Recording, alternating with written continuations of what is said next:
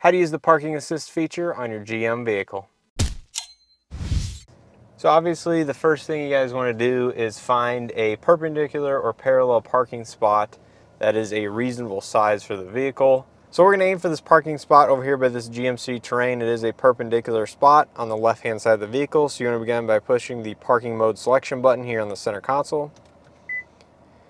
It'll then pop up on the screen if you want to do a parallel or perpendicular parking. So we're perpendicular, and then the left or the right side of the vehicle. So we're doing the left side of the vehicle. So then we can go ahead and ease off the brake and inch forward here. The vehicle will alert you when a space is found.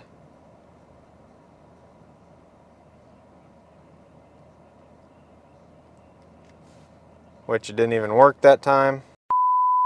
It will search for a spot on the left side of the vehicle, and it should go green when it finds the spot.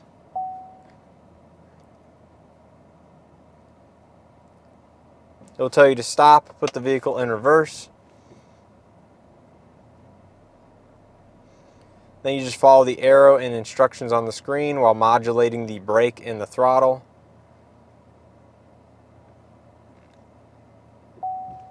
Tell you to stop, put the vehicle into drive.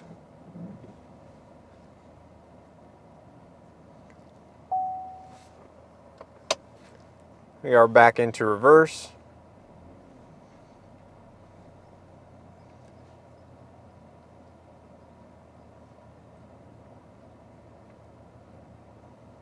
The vehicle should straighten itself out between the two vehicles. Tell you to stop. And you have successfully completed the park job, and you're in your spot. Now, in case you're wondering how well the vehicle does parking itself, I'm not going to lie, it is not perfect all the time, but here is that exact run, and you can see it's basically centered between the two other vehicles on either side. It is almost perfectly straight in the spot, and did a very good job overall. This is where it said to stop, right in line with all the other vehicles. So overall, it did a good job this time.